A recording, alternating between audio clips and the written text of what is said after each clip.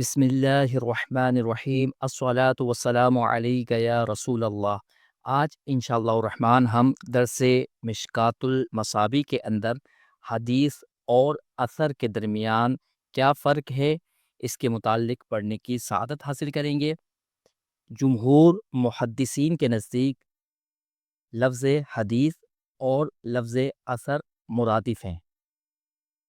ان کے درمیان تساوی کی نسبت ہے، یعنی جس طرح حدیث کا لفظ رسول اللہ صلی اللہ علیہ وسلم کے قول فعل تقریر، صحابی کے قول فعل تقریر اور تابعی کے قول فعل تقریر پر بولا جاتا ہے، اسی طرح اثر کا لفظ بھی رسول اللہ صلی اللہ علیہ وسلم کے قول فعل تقریر، صحابی کے قول فعل تقریر اور تابعی کے قول فعل تقریر پر بولا جاتا ہے۔ یعنی حدیث اور اثر دونوں کا لفظ حدیث مرفوع پر بھی بولا جاتا ہے، موقوف پر بھی بولا جاتا ہے اور مقطوع پر بھی بولا جاتا ہے، اور یہی قول مختار اور پسندیدہ ہے۔ لیکن بعض لوگوں کے نزدیک، بعض محدثین کے نزدیک حدیث اور اثر میں تباین کی نسبت ہے۔ ان کے نزدیک حدیث کا لفظ صرف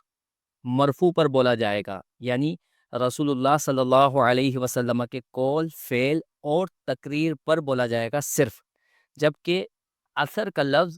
ان کے نزدیک حدیث موقوف اور مقطوع دونوں پر بولا جائے گا، یعنی صحابی اور تابعی کے قول فعل تقریر پر اثر کا لفظ بولا جائے گا، حدیث کا لفظ نہیں بولا جائے گا، اور رسول اللہ صلی اللہ علیہ وسلم کے قول فعل تقریر پر حدیث کا لفظ بولا جائے گا، اثر کا لفظ نہیں بولا جائے گا۔ تو اس دوسرے قول کے مطابق حدیث اور اثر کے درمیان تباین کی نسبت ہے،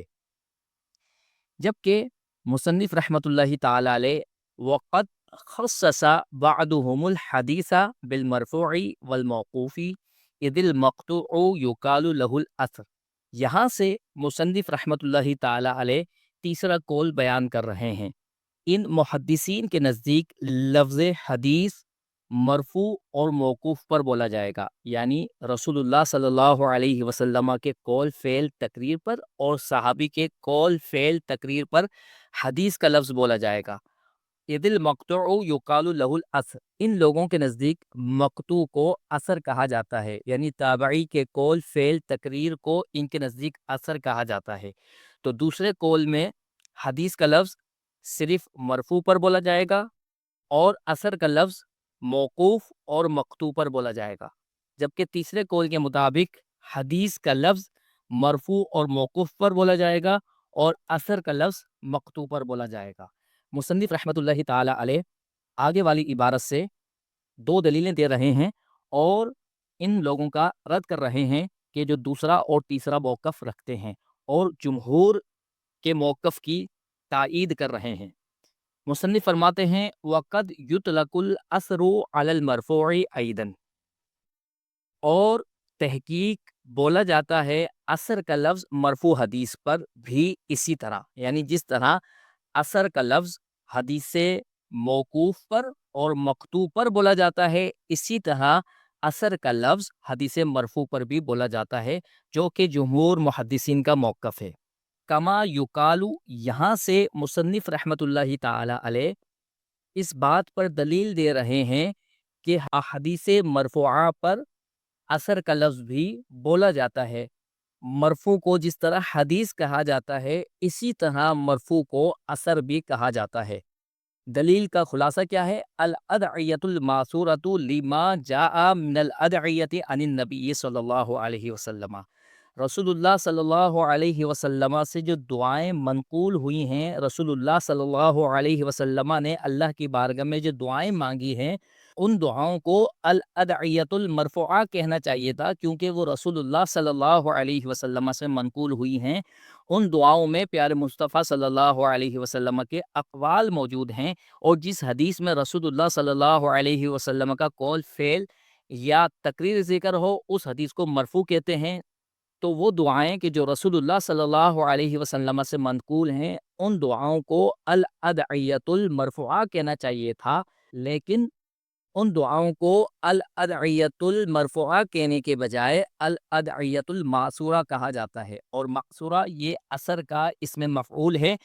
اس سے معلوم یہ ہوا کہ رسول اللہ صلی اللہ علیہ وسلم کے قول فعل تقریر کو جس طرح حدیث کہا جاتا ہے، اسی طرح آپ صلی اللہ علیہ وسلم کے قول فعل تقریر کو اثر بھی کہا جاتا ہے، لہٰذا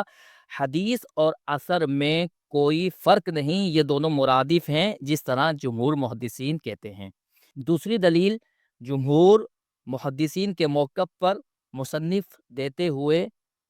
عبارت لکھتے ہیں، وَالطَّحَاوِيُّ اور امام طحاوی نے سما نام رکھا کتابہ المشتملہ اپنی کتاب کا جو کہ مشتمل ہے علی بیان الاحادیث النبویتی، حدیث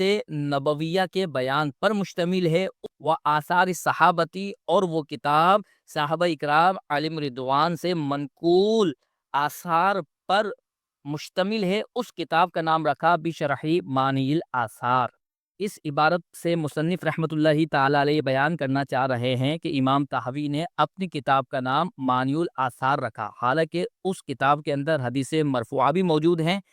اور حدیث موقوفہ بھی موجود ہیں، تو امام طحاوی کی کتاب کا نام شرح مانی المرفوعہ ہونا چاہیے تھا یا پھر شرعی مانی الموقوفہ ہونا چاہیے تھا، لیکن امام طحاوی رحمۃ اللہ تعالی علیہ نے اپنی کتاب کا نام شرح مانی الاثار رکھ کر یہ بتا دیا کہ اثر کا لفظ حدیث موقوف پر بھی بولا جا سکتا ہے اور حدیث مرفوع پر بھی بولا جا سکتا ہے۔ آگے مصنف فرماتے ہیں، وقال السخاوی اور امام سخاوی نے بات ذکر کی کہ ان للطبری، امام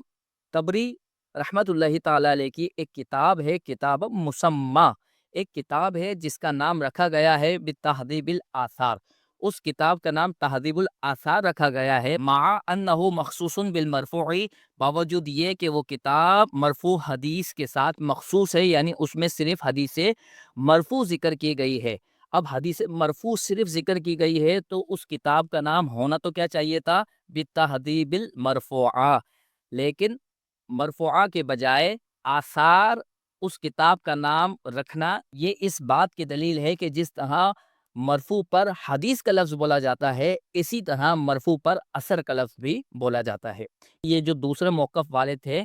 یہ بات کہہ سکتے ہیں کہ اس کتاب کا نام جو تہذیب الاثار رکھا گیا ہے، اس وجہ سے نہیں رکھا گیا کہ اس کے اندر حدیث مرفوع موجود ہیں، بلکہ اس کے اندر حدیث موقوف بھی ذکر ہیں، لہذا اس کتاب کا نام تہذیب الاثار رکھنا یہ اس وجہ سے ہے کہ اس کے اندر صحابہ اکرام علیہم رضوان کے اقوال، افعال اور آپ کی تقاریر ذکر کی گئی ہیں، اور اس دوسرے موقف کے مطابق اثر کا لفظ چونکہ صحابہ اور تابعین کے اقوال پر، افعال پر اور آپ کی تقاریر پر بولا جاتا ہے، لہٰذا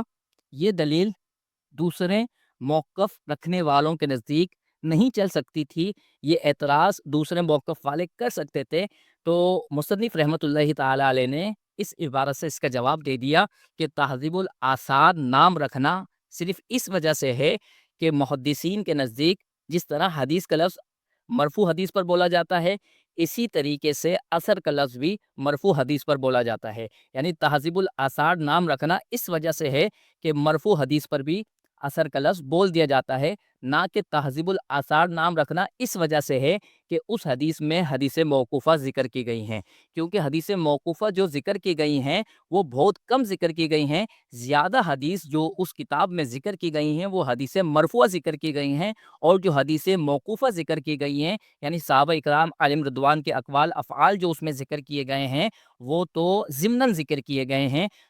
تو دوسرے موقف والے اس دلیل کے اس جوز پر اعتراض کر سکتے تھے، تو اس کا جواب مصنف رحمۃ اللہ تعالی علیہ نے اپنی اس عبارت سے دے دیا، وما ذکر فیہ من الموقوف